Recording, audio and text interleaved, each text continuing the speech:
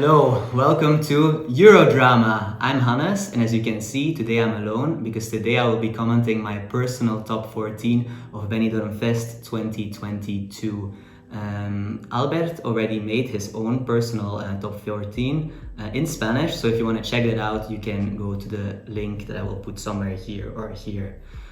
Before I start, I would also like to ask you to please subscribe to our channel if you haven't done so. So without any further ado, I will go into my top 14. So on the 14th place, I have Gonzalo Himida. ¿Quién lo diría si volviera ese momento? Personally, I have to say I was not very impressed by this song.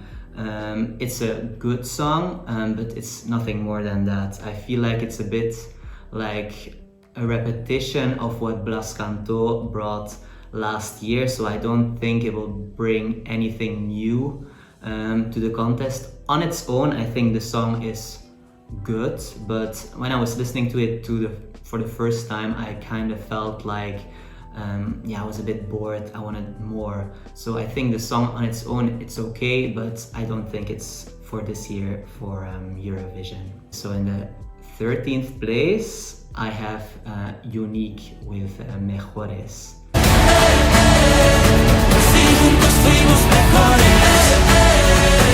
Yeah, also for this song, I was not super impressed.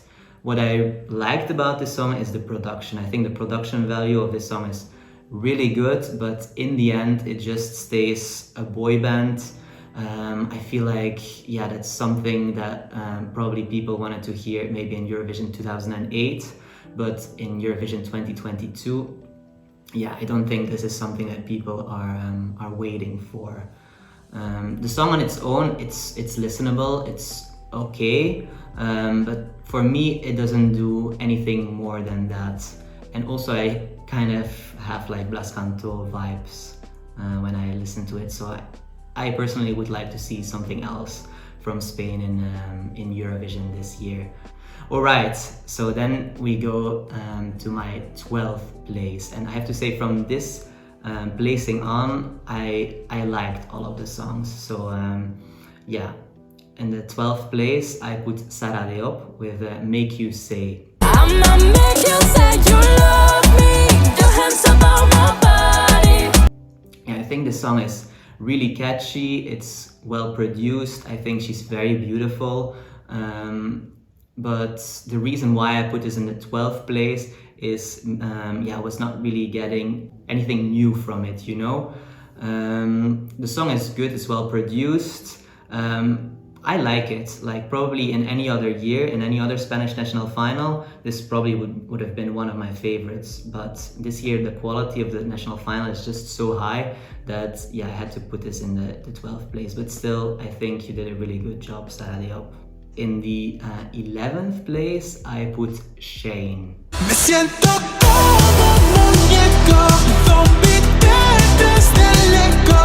I think the song is very current, very modern, very today. I have some like vibes from The Weeknd, Justin Bieber. I really like the voice of Shane. The reason why I put the song only 11th is it's a kind of song that I feel like anyone could sing. I have to say I like the song, but I kind of have the feeling that it's nothing like, I don't get any Shane vibes from it, you know. And also what I fear a bit with this song is that there's a lot of falsettos going on, so I feel like live it might not sound as great as the studio version. But as I said before, like I still really like this song. I think it's a really good contender. I just have to wait how it will sound live. But I think Shane can be really proud of this song, and I'm really looking forward to what they will do with the staging of this.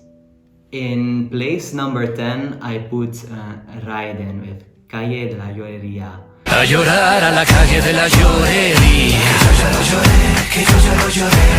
I'm a bit in a conflict here, you know, because I can recognize that this song would be a really, really good choice for Spain for Eurovision. Like Ryden is very charismatic, like the music video was very on point. So, and also it kind of gives me a bit of a Mahmoud flavor, but also a bit of a Western flavor, if you know what I mean. But the only reason why I put it 10th place is, while I recognize it's a really good song, I personally, this is not the kind of music that I personally listen to. It's a great song. I would be very happy if it goes to Eurovision for Spain, because I think it can make Spain proud, and I think it can get a high position for Spain. But just personally, this is not really my kind of music. I feel like in the verses there's a bit too much lyrics going on, and that puts me a little bit off. But as I say, I still think this is a great song, and this would be a good choice for Spain for Eurovision. In place number 9, I have Luna Key with Voy a Morir. Voy a morir, voy a matar cuando no estás. Yeah, I think this song is just so catchy. Like the first time I listened to it, like after it I could already sing along with it. The lyrics are very catchy. I think Luna Key, also her presence is there, you know. When you see her on stage, she's always in a different outfit. She's very current as well. So, and I really like the song, but the only thing I'm a bit concerned about is the voice editing that's on the song. So I'm a bit I'm looking forward actually to how it will sound live. And probably it will not sound exactly the same as the studio version, but I really like the studio version. Actually, I put it in my playlist, but the only reason why I put it on the 9th place is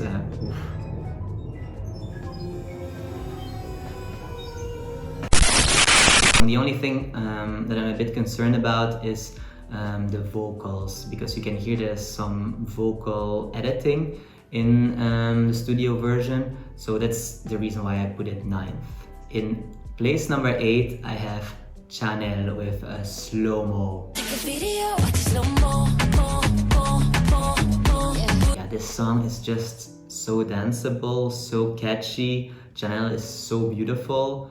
You only have to hear it once and you're already dancing along with it. Like in a way, it reminded me a bit of Eleni Foureira. Like I think she can give us similar vibes on Eurovision with the staging. So yeah, I'm just waiting for like a high energy performance, and yeah, I'm really looking forward to what she will bring. The only criticism that I have for this song is maybe that it's a bit repetitive. So that's why I put it 8th, but well done.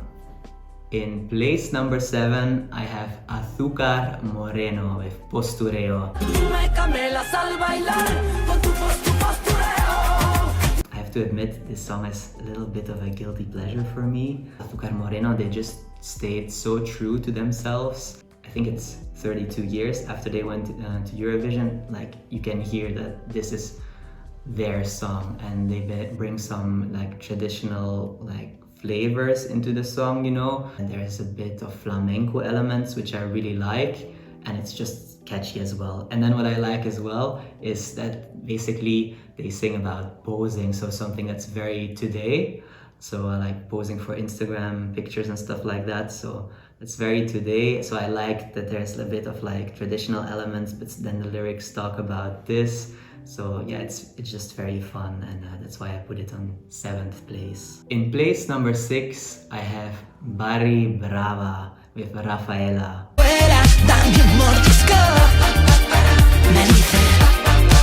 I just think it's very cool that with this song, Barry Brava brings an ode basically to Rafaela Carrà, who unfortunately passed away last year, and with this song they really honored her. I also really like the type of style, you know, it's like indie, but it's also danceable, and yeah, this fits right into my playlist. I actually also added it to my playlist, so yeah, it's just a very well produced, very good song.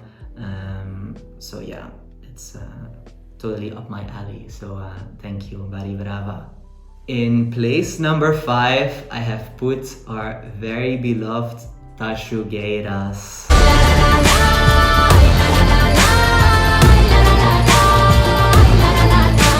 I really like admire in this song is that first of all they sing in Galician, so they sing in a co-official language, and actually this is the first time that Spain incorporates a co-official language in a national final song, and that to me it's crazy. So just for that fact, it already is like high up my ranking. I also think this choice would be a very, very good choice for Eurovision. Just because like in a way it's Eurovision, you know, because there's traditional elements. In another way, I think it's very impactful. Also this ay la la la, it's very catchy. So I would be very happy if Spain sends this to Eurovision. The reason why I put this 5th and not higher in my ranking is that because personally there were other songs that I preferred, but this is a very strong national final. I'm gonna say it again. So yeah, that's why I put them 5th, but maybe in any other year they would be higher. In place number 4, I have put Marta Sango with Sigues en mi mente.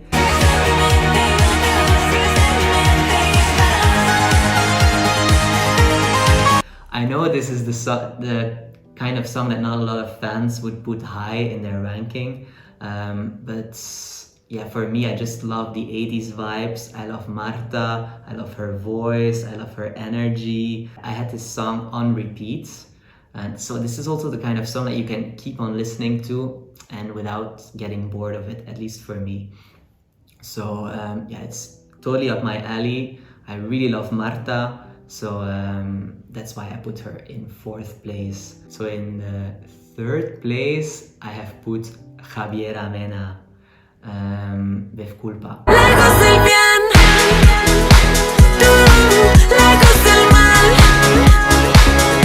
Javier Amena actually is a singer that I've been listening to for the last 7 years maybe.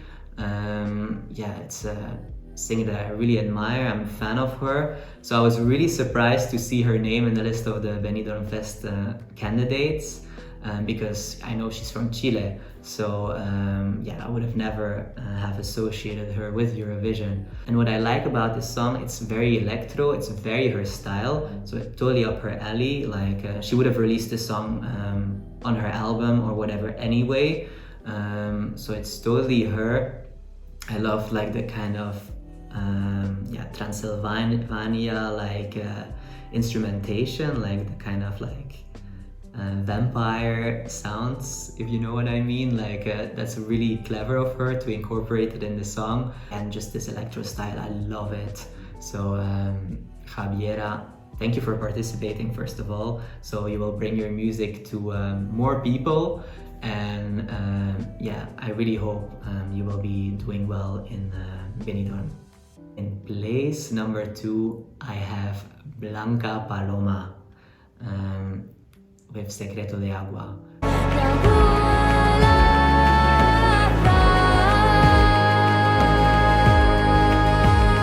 This song is, yeah, what can I say about it? Like when you listen to it, it draws you in its own world. Like when I listen to it, I forget basically that I'm listening to a song that's competing or in Benidorm Fest. So yeah, it just brings you to its own world. In a way, it's very Spanish as well. Like it has traditional elements, and in a way, it reminds me a little bit of Barbara Pravi, who was participating for France last year.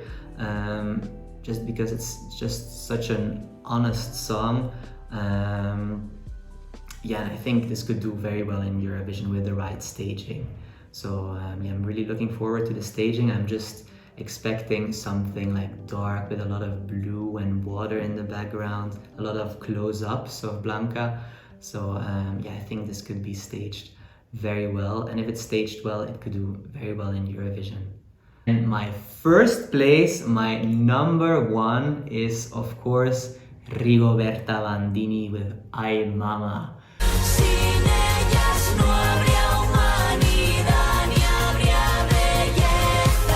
My god, this song is, it's just amazing.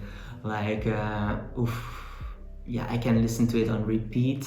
I love the message of the song. Like it's just like such a female empowerment song, but then on the other hand, it's also yeah, an ode for mothers. So I think that's a message that we really need in Eurovision. And also, like, I've heard that many people are a bit concerned. They're like, foreigners won't get this, blah blah blah. But I don't think that's true. This is the kind of song that's very catchy. It has a message, and I can really see people from abroad voting for this. Like, I'm from Belgium, and like the first time I listened to this song, woof, I was blown away just because it's so catchy. I knew Rigoberta from before as well. Like, I've listened to a couple of her songs, and I have to say this is one of the best ones for me. And it's also totally in her style. So yeah, I just think this would be the perfect entry for Eurovision for Spain. Alright, so that was my reaction. That was my top 14 to Benidorm Fest 2022. So I'm gonna repeat again. If you haven't subscribed to our channel, please subscribe. And we also have an Instagram account, so if you want to see more of us, go to this link here below.